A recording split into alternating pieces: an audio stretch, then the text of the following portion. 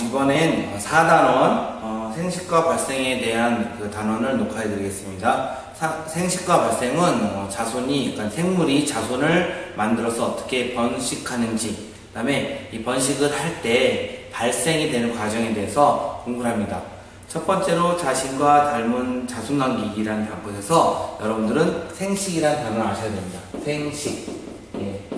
우리 교과서에 생식이 어떻게 되어 있냐. 생식이라는 것은 생물이 자손을 남기는 과정입니다. 그래서 자손을 남기는 과정입니다. 근데 이 생식의 방법은 두 가지가 있습니다. 첫 번째 방식이 무성생식입니다. 두 번째 방식이 유성생식입니다. 앞으로 여러분들은 무성생식과 유성생식을 공부할 건데, 첫 번째 쉬운 무성생식부터 공부를 해보면, 무성생식의 방법으로 다시 분열법이 있고, 두 번째가 출압법, 세 번째가 후자법, 네 번째가 영양생식이 있습니다. 이 각각의 특징들도 아셔야 되는데, 먼저 분열법은 단세포 생물, 예를 들어서 동물이나 식물들 세포가 하나짜리인 애들은 세포가 그냥 어떠한 세포가 잠시 뒤에 두 개의 세포로 나눠져서 두 마리가 되는 것이 분열법입니다. 얘가 두 개로 나눠져서 되는 것이 분열법. 여러분들이 배운 체세포 분열의 방법과 똑같습니다. 출합법은 히드라라는 동물과 효모는 이제 빵이나 어떤 발효되는 식품들에서 나타나는 그런 생물들인데, 효모가 이제 출합법입니다. 효모의 방법은 어떤 물체에서, 어떤 생명체에서 이 생명체가 잠시 뒤에 이렇게 조그맣게 다른 애가 나타나고, 얘가 조금 더 성장한 뒤에 얘가 두 개로 떨어져서 이렇게 두 개로 되는 과정이 출합법입니다. 그 다음에 후자법은 버섯, 곰팡이가 대표적인데, 버섯의 경우에 다 자란 버섯은 이 안쪽에 작은, 얘네들이 만든 체세포 분열을 만드는 작은 포자라고 하는 씨앗이 있습니다. 근데 이 씨앗의 중요한 점은 체세포 분열로 만들어진 씨앗이에요. 그래서 이 씨앗이 나중에 다 이제 바람이나 여러 가지로 날아갔다가 적당한 곳에서 다시 자라나는 방법이 포자법입니다. 이렇게 요 세 가지까지는 체세포 분열로 만들어지는 무성생식 중에서 좀 이렇게 생명체가 발달하지 않은 애들, 예를 들어서 얘네들은 성의 구별이 없는 애들, 남자인지 여자인지 암컷인지 수컷인지 구별이 없는 애들은 이런 방법들을 쓰는데, 영양생식은 특별히 식물에서 나타나는 거예요. 식물에서 영양생식의 방법은 여러 가지가 있는데, 꺾꽂이라고 해서 어떤 것을 부러뜨려 가지고 줄기를 잘라내서 심으면 되는 거, 그 다음에 기는 줄기, 덩이줄기, 접붙이기, 이러한 방법들이 영양생식이에요. 왜 영양생식이라고 하냐? 생식이라는 것이 자손을 남기는 과정이 있어요. 보통 식물은 뿌리가 있고, 그 다음에 줄기가 있고, 잎이 있어요. 뿌리와 줄기와 잎은 모두 이 식물이 살아가기 위한 영양기관이에요. 이 영양기관의 뜻은 이 식물들이 살아가기 위한 기관장어예요. 그런데 이 식물들이 그냥 영양기관만 해서 살기만 하는 것이 목표가 아니라, 이 식물도 생식을 해야 되기 때문에 어떠한 것이냐, 바로 꽃이 피게 되죠. 이 꽃을 우리는 생식기관이라고 해요. 그러니까 식물의 입장에서 그 식물이 살아가는 데 필요한 것들은 영양기관이 책임을 지고, 그 식물이 자손을 만드는 것은 생식기관이 책임을 져요, 보통은. 그런데 생식기관이 관여하지 않고 이 영양기관을 통해서 다시 자손을 만드는 과정이 영양생식이에요. 그러면 이 영양생식을 왜 하느냐? 예를 들어서 이파리가 떨어져서 새로 생명체가 되는 경우, 여러분들 선인장주 중에서 이제 좀 잎이 두꺼운 애들, 그런 애 같은 경우는 이파리만 딱 떨어뜨려도 새롭게 자라나거든요. 이런 애들, 또는 뿌리로 자라는 애들, 감자나 고구마 같은 경우, 감자는 죽이고 고구마에서 또 새롭게 고구마가 나타나는 경우, 이런 경우는 엄마랑 똑같은 원래 요 식물과 똑같은 유전 정보를 가지고 태어나게 되는데, 이렇게 되면 원예 농업이나 품질이 좋은 것을 많이 만들어낼 수가 있기 때문에 영양생식을 쓰는 방법입니다. 그래서 무성생식은 어떤 특징이냐? 이렇게 네 가지 방법을 통해서 모체와 같은 유전 정보를 가지고 대량 번식이 가능해요. 그래서 환경의 변화만 없다면 좋은 환경에서 엄청나게 많이 번식할 수 있는 게 무성생식의 방법이에요. 자연계에서 대부분 단세포, 히드라, 효모, 버섯, 곰팡이 등등은 성이 없고, 얘네들은 그냥 무조건 많이 만들어서 엄마랑 똑같은 애들 많이 만들어내요. 특별하게 돌연변이가 나타나지 않는 이상, 중학교 과정에서 돌연변이 나타나지 않으니까 모체와 같은 유전 정보를 가지고 대량으로 번식하는 게 무성생식이죠. 근데 고등생명체는 무성생식을 안 해요.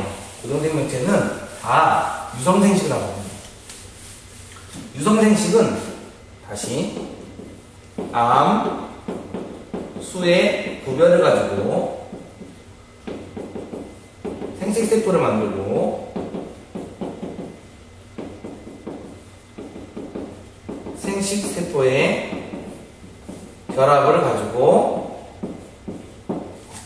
생식이 일어나요. 그래서 생식세포를 만드는 과정은 감수분열로 여러분들이 배울 것이고요. 생식세포의 결합은 이제 두 가지, 교미라는 과정과 실제로 세포적으로 만나는 수정이라는 과정을 통해서 발생이 되고 개체로 자라나게 되죠. 근데 이러한 것을 왜 하느냐? 왜 하느냐? 바로 유전 정보를 섞어서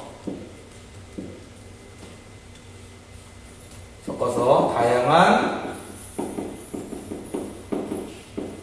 환경에 적응할 수 있는 그런 개체들을 많이 만들어내요. 생명체들은 하나만 가지고 이제 되면 환경이 변할 때 갑자기 다 멸종하는 수가 있으니까 이렇게 다양한 환경에 적응할 수 있는 여러 가지 만들고, 환경이 변했을 때 살아남을 수 있게 그 종을 유지할 수 있는 방법으로 생명체들은 유성생식을 선택합니다. 여러분들께서는 192페이지와 193페이지를 읽어서 특히 유성생식은 암수의 구별이 있고 생식세포가 만들어지며 생식세포의 결합으로 된다. 우리들은 동물에서는 난자와 정자를 만들어내고, 식물에서는 암술, 그러니까 난세포와 꽃가루를 만들어내죠. 그래서 정자 역할을 하는 애가 꽃가루, 난자 역할을 하는 애가 난세포고, 얘네 둘이 결합을 해가지고 새로운 객체가 됩니다. 그래서 두 가지 생식세포가 결합하는 수정이라는 과정, 식물도 두 가지 생식세포가 결합하는 수정이라는 과정을 거칩니다. 194페이지에 보면 생물은 자신의 유전 정보를 가진 것을 가지고 유전적인 특징을 나타내요. 그래서 생물들은 이렇게 무성생식을 통하거나 유성생식을 통하거나 전부 다 그 유전 정보를 나타내는데, 194페이지를 좀 요약을 해보면, 무성생식은 다음과 같은 장점이 있어요. 모체와 같은 유전 정보를 가지고 있어요. 그래서 알맞은 환경에서 대량 번식이 가능합니다. 환경만 좋으면 무성생식은 엄청나게 잘 번식할 수 있어요. 근데 유성생식은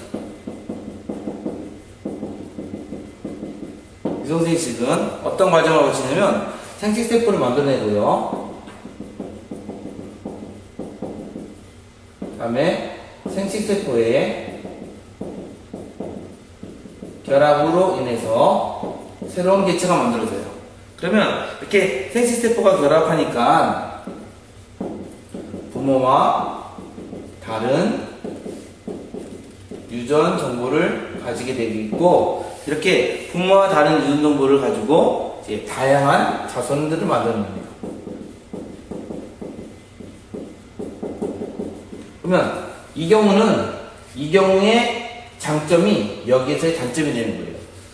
유성생식은 대량 번식이 불리해요. 무성생식은 다양한 자손이 없어요. 등으로 이렇게 서로 반대편, 이쪽의 이점이 이쪽의 단점이 되고, 이쪽의 이점이 이쪽의 단점이 됩니다. 그래서 무성생식과 유성생식을 구별하시면 되겠습니다. 여러분들께서는 마무리 문제도 한번 풀어보시면 좋을 듯 합니다. 그럼 이제 염색체를 공부해 보겠습니다. 염색체는 좀 공부할 점이 있습니다. 유전 정보라는 것은 부모가 자식에게 전달하는 정보예요. 그런데 이 유전 정보가 어디에 들어있을까요? 유전 정보를 우리는 DNA라고 합니다. DNA라고 해요. 이 DNA 속에 유전 정보가 들어있어요. 이 안에 들어있어요. 근데 이 DNA는 그냥 혼자 있지 않고 DNA 더하기 단백질로 된 염색사로 구성되어 있습니다. 그래서 염색사로 우리가 눈으로 관찰하기 가능해요. DNA는 분자 모형으로 만들어낼 수가 있는데 너무 복잡해요. 또 되게 길어요. 이 긴 유전 정보가 단백질을 감고 실 형태로 만들어진 염색사가 존재해요. 근데 이 염색사는 평소에 나타나지 않아요. 염색사는 핵 속에 존재해요. 그래서 염색이 우리가 어떤 세포를 염색할 때 염색한다 라고 하고 아세트산 카민이나 메틸렌 블루나 뭐 여러가지 염색약을 집어넣어서 세포를 관찰한다는 그런 실험을 했었어요. 1학년과 2학년 때. 근데 이렇게 염색을 한다는 뜻은 핵이 염색이 돼서 관찰했거든요. 핵. 그러니까 어떤 세포를 딱 봤을 때 나머지 세포 소기관들은 잘 안 보이더라도 색깔이 빨간색이든 파란색이든 염색이 되는 핵을 관찰했어요. 근데 사실 핵이 관찰된다, 이게 핵이다 라고 하는 이유는 이 핵 속에 염색사가 막 엉클어져 있거든요. 이렇게 엉클어져 있는 이 염색이 되는 실을 관찰한 거예요. 이 염색이 되는 실은 전체가 DNA와 단백질의 합이었다는 거죠. 그러면 이 DNA는 유전 정보를 가지고 있고, 이 DNA가 바로 부모가 자식에게 전달되는 정보를 가지고 있는 거예요.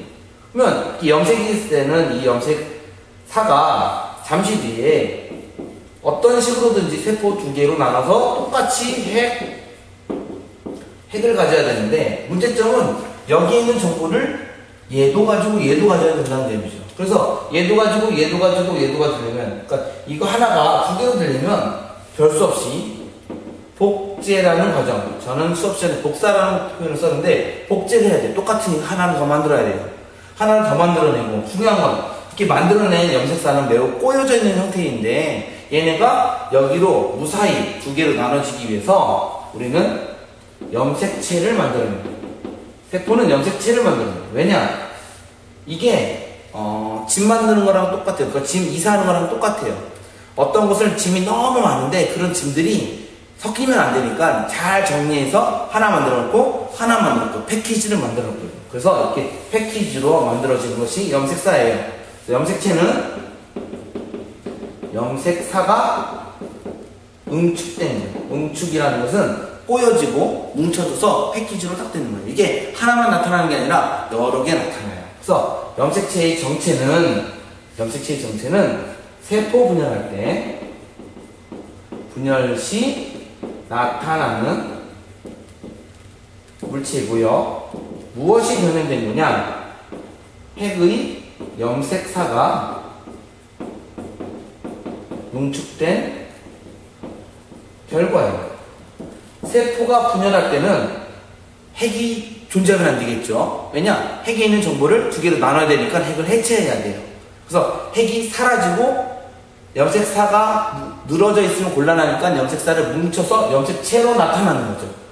그러면 이렇게 염색체가 나타나면 정체는 염색체를 구성하고 있는 건 염색사들이고 염색사는 DNA와 단백질의 합이라는 거죠. 그 다음에 DNA가 유전 정보를 가지고 있다로 이해하시면 될 거예요. 한마디로 염색체 속에 DNA 유전 정보가 들어있으니까 염색체를 두 개로 나누면 똑같은 걸 나누면 혹은 다른 걸 나누면 유전 정보가 똑같은 것이 가거나 다른 것이 간다. 그래서 세포 분열할 때 유전 정보를 이동시킬 수 있다. 이렇게 되는 것이 염색체입니다. 이 염색체는 재밌는 것들이 또 하나 있는데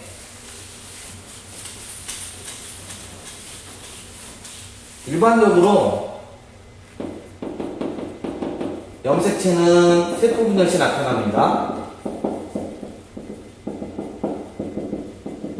평상시는 염색체가 안 나타납니다. 왜냐? 핵 속에 염색사로 들어있으니까.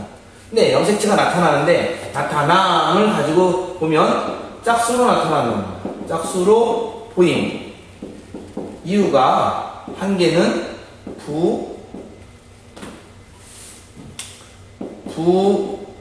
즉 아빠에게서 한 개, 다음에 엄마에게서 한 개를 받습니다. 그럼 이런 식으로 다 받으니까 결론적으로 2개, 4개, 6개, 8개에서 짝수로 나타납니다. 그래서 우리는 이러한 짝, 예를 들어서 사람의 경우에 이러한 염색체가 하나 보였다면 어디에든가 똑같은 염색체가 하나 더 보입니다. 그래서 같은 모양의 염색체가 나타나는데 같은 모양의 하나는 아빠한테 받은 거, 하나는 엄마한테 받은 것이 나타나죠. 그럴 때 우리는 이러한 두 염색체를 상동 염색체라고 합니다. 상동 염색체의 뜻을 알았습니다. 상동 염색체는 하나는 아빠한테 받은 거, 하나는 엄마한테 받은 거. 또 상동 염색체는 모양이 같습니다. 재밌는 점은 모양이 같다지 유전 정보가 같다는 아닙니다. 제가 수업 시간에 어떻게 설명했냐? 예를 들어서 이쪽에 혈액형에 대한 정보가 있으면 여기도 똑같이 혈액형에 대한 정보가 있습니다. 대신 엄마의 혈액형과 아빠의 혈액형이 같다는 보장이 없으니까 엄마의 혈액형이 A다, 아빠의 혈액형이 A형이다 라는 정보가 여기 들어있다면 엄마의 혈액형이 O형이다 라는 정보가 여기 들어있다는 뜻입니다. 그래서 상동 염색체는 유전 정보는 다르지만 모양은 같다. 다음에 쌍으로 존재한다 라는 뜻입니다. 항상 쌍입니다. 그러므로 염색체는 짝수로 나타나고 상동 염색체로 나타납니다. 염색체는 세포 분열할 때 나타납니다. 그런데 이런 염색체, 즉 상동 염색체는 짝수로 나타나는데 상동 염색체 중에 우리는 상항 염색체라는 것과 그 다음에 서항 염색체가 있습니다. 상항 염색체는 일반적 유전 정보입니다. 도를 보유한 염색체고요. 성 염색체는 성을 결정하는 유전 정보를 가지고 있습니다. 사람의 경우에 상항 염색체는 일반적으로 손, 발 이런 것, 사람의 외형, 그다음에 뼈, 심장 이런 일반적인 유전 정보를 가지고 있고 성 염색체는 남성과 여성에 대한 유전 정보를 가지고 있습니다. 그래서 성 염색체는 사람의 경우에 XX형은 여성, XY형은 남성이라고 하는데 왜 XX와 XY라고 하냐? X는 일반 염색체 모양이 이렇게 생긴 게 있고 똑같은 게 또 하나 있습니다.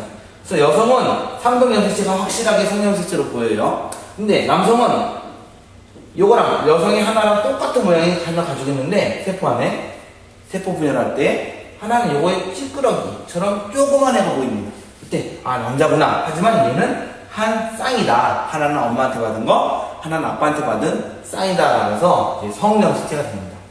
상 염색체는 나머지입니다.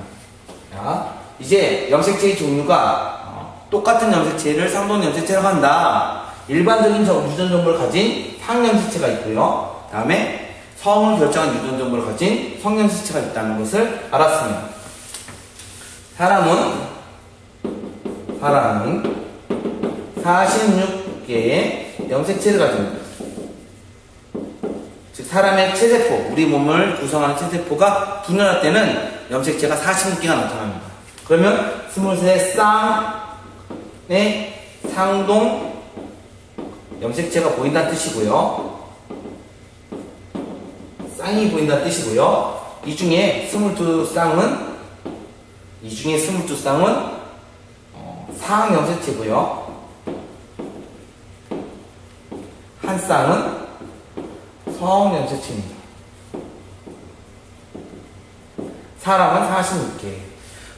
우리 교과서에 보면 199페이지에 여러가지 생물들의 염색체 수가 나와 있는데, 염색체 수가 많다고 고등동물이란 법이 아니고, 염색체 수가 똑같다고 똑같은 종은 아닙니다. 하지만 사람이다 라면 그 종은 다 염색체 수가 똑같습니다.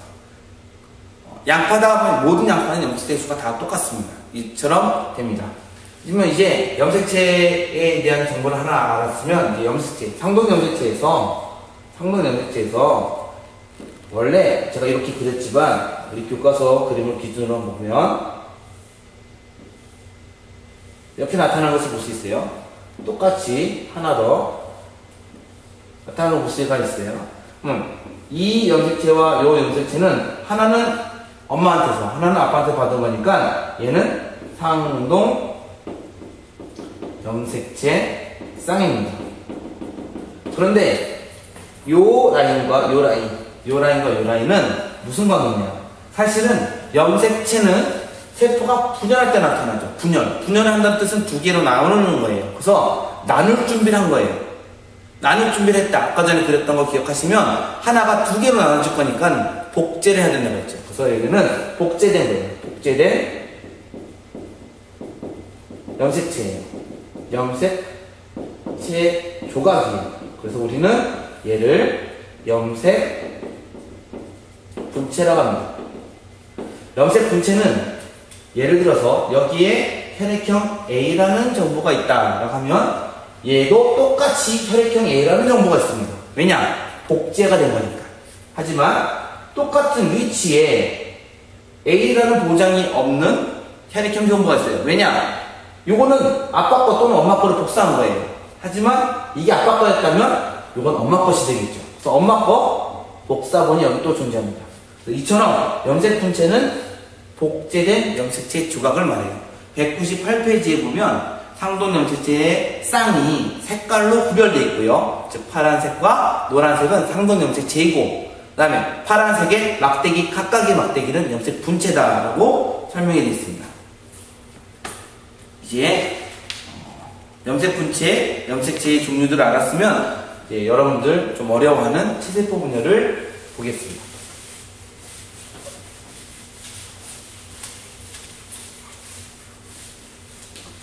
체세포 분열이란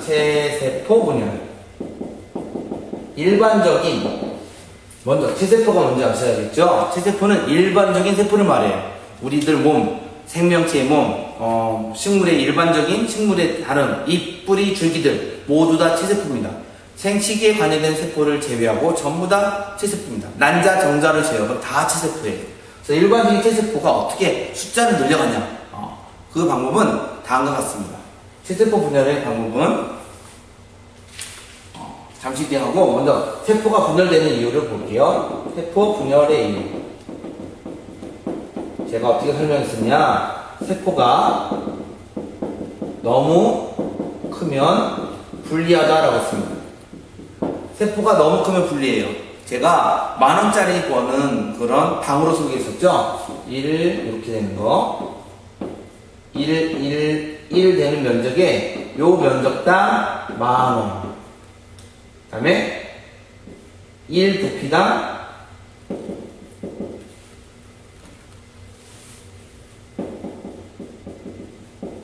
1명이라고 하면, 이 경우는 이거 6면체니까 한 명이 6만원 벌어요. 6만원.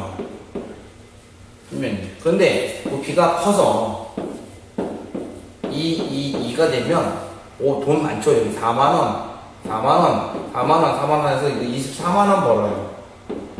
그런데 부피가 증가해서 8명이 들어요. 그래서 한 명당 3만원이에요. 여러분들 같으면 어디에서 돈을 벌겠습니까? 작은 곳에서 돈 벌겠죠? 세포도 마찬가지예요. 세포도 주변으로부터 물질을 흡수해야 돼요. 물질들을 흡수해서 내가 살아가는데 필요한 영양분들을 많이 흡수해야 되는데, 여기는 혼자서 많이 먹어야 되는데 이렇게 되면 들어오는 영양분에 비해서 조금밖에 영양분을 못 받아요. 조금밖에. 그래서 세포는 큰 세포보다 작은 세포가 유리해요. 그래서 세포가 어느 정도 커지면 더 이상 크면 내가 불리한데? 하고 그냥 커지지 않고 쪼개는 방법을 선택할 거예요. 우리는 이러한 세포가 나누어지는 과정을 세포 분열이라고 합니다. 그러면 세포가 분열되는데 일반적인 세포가 분열되는 것이 바로 체세포 분열이죠.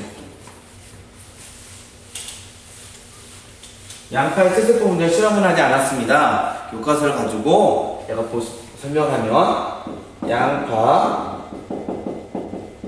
뿌리 끝에 생장점을 관찰할 겁니다. 왜냐? 이 생장점에서 체세포 분열이 일어납니다. 양파의 뿌리 끝 생장점에서 체세포 분열이 일어나는데 관찰하려면 당연히 양파를 기릅니다. 양파를 기르고 그러면 양파의 뿌리가 자라겠지요. 점점 뿌리가 자랄 겁니다. 두 번째, 뿌리가 자라면 이 뿌리를 자를 거예요. 잘라낸 다음에 고정을 해야 돼요. 고정이라는 과정이 필요해요. 이 고정이라는 과정은 뭐하냐? 세포가 분열하고 있는데 이거 관찰이 쉽지가 않거든요. 그래서 얼음땡 시키는 거하고 똑같아요. 세포가 분열하고 있는 상태를 그대로 멈추는 작용이에요. 그래서 고정할 때 약품을 집어넣는데 에탄올, 아세트산 두 가지 액체를 집어넣을 거예요. 얘를 3대1 에탄올 3방울에 아세트산 1방울 정도의 비율로 되는 액체 속에 이걸 집어넣으면 이 액체가 여기 들어가서 세포들 속에 들어가면 세포 분열이 멈춰져요. 스탑돼요. 그대로 멈춰져요. 근데 문제는 이 고정을 시킨 다음에 보는 것이 쉽지가 않습니다. 이유가 양파잖아요. 양파는 식물세포고 식물세포는 세포벽으로 이루어져 있어요. 세포벽은 의외로 단단해요. 그래서 작은 세포의 세포벽을 흐물흐물하게 해야 돼서 또 겹쳐져 있는 것을 누를 수 있게 만들어야 돼서 우리는 흐물흐물하게 하는 해리 과정을 거쳐야 돼요. 해리 과정은 55에서 60도씨가 되는 묽은 염산에 가열해요. 얘를 물로 씻은 다음에 이 정도 되는 묽은 염산에서 얘를 가열할 거예요. 5에서 10분 정도. 우리 교과서에서는 5에서 10분이라고 되어 있죠. 그래서 가열을 시킬 거예요. 그렇게 되면 이 세포 벽들이 흐물흐물해질 거예요. 그런 다음에 네 번째 염색 과정과 다음에 다섯 번째 압착 과정.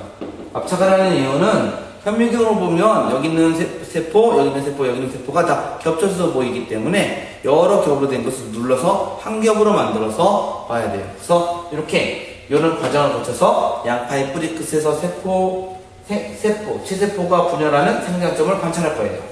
생장점을 관찰하면 체세포 분열이 어떤 과정을 거치는지를 볼 수가 있습니다.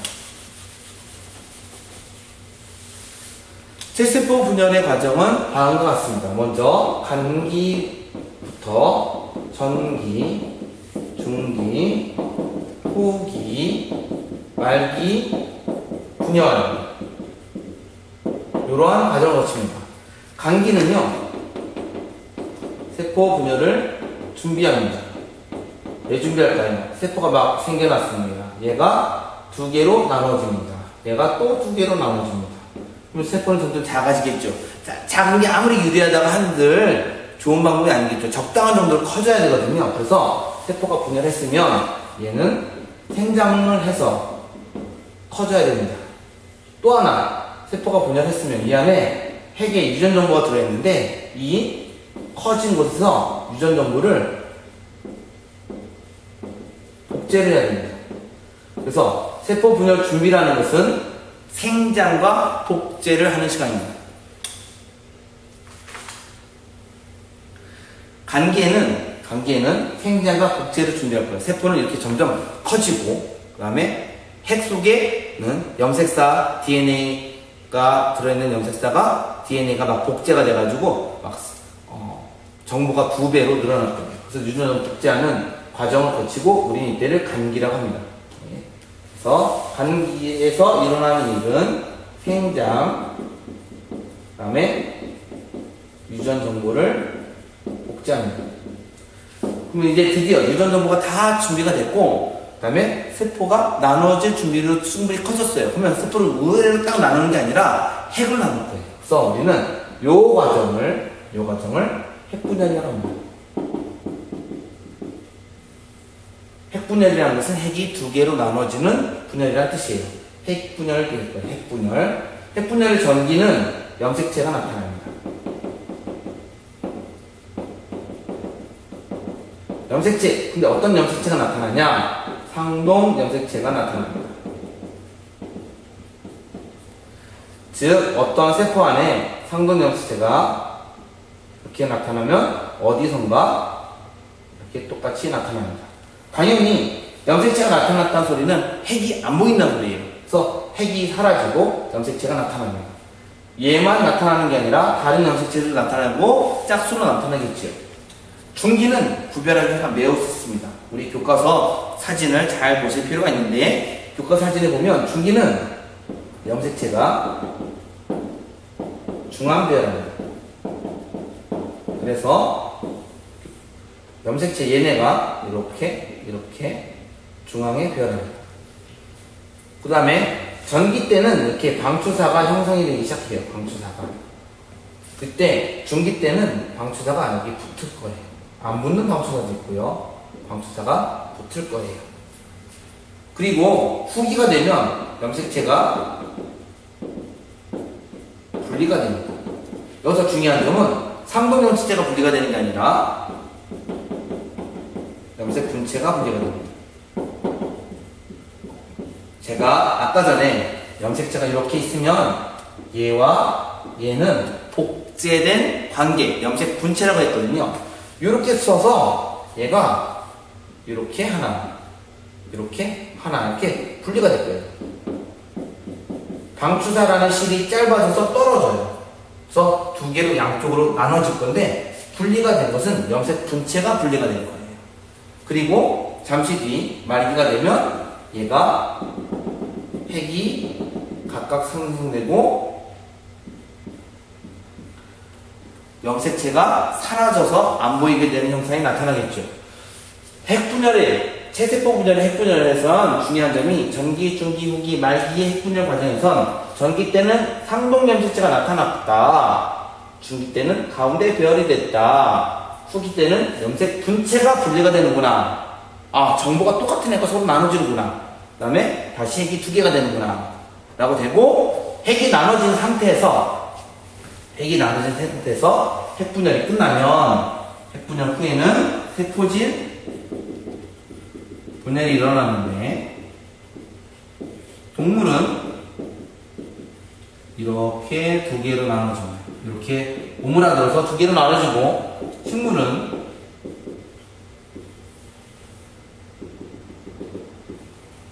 세포판이라는 것이 자라나서 두 개로 나눠집니다. 그래서 우리가 양파를 관찰하면 요 과정을 보겠지요. 요 과정을. 그래서 체세포 분열은 결론적으로 말해서 분열이 한 번 일어납니다. 이렇게 딱 한 번. 나눠지는 거 한 번. 그리고 염색 분체가 분리가 되고요. 똑같은 유전 정보가 전달됩니다. 그래서 체세포 분열의 특징은 정리하면 다음과 같습니다. 분열은 1회고 염색 분체가 분리가 되는 것이고, 그 다음에 같은 유전 정보를 가진 딸세포가 두 개 생깁니다. 그래서 딸세포가 두 개 생깁니다. 교과서에서 204와 205페이지 전체 과정, 애니메이션, 즉 그림 과정과 사진 과정을 꼭 보시기 바랍니다. 그럼 체세포 분열을 이렇게 하면 이 결과는 어떻게 나타난 것이냐? 결과가 우리들 몸에는 두 가지, 그러니까 세 가지가 나타나요. 첫 번째가 생장이에요, 생장. 세포수가 많아지면 세포가 쭉쭉쭉 커지거든요. 코끼리보다 쥐는 세포수가 적은 거고 코끼리는 세포수가 많은 거예요. 코끼리 세포가 큰 게 아니라 코끼리의 세포 하나 크기와 쥐 세포 하나의 크기는 비슷비슷한데 코끼리는 수가 많은 거예요. 그래서 생장, 수가 많아지니까 생장, 크기가 커지는 현상. 두 번째가 재생. 제가 목이 물려서 상처가 생겼는데 이 상처가 다시 피부가 나타나죠. 재생. 세 번째 생식이에요.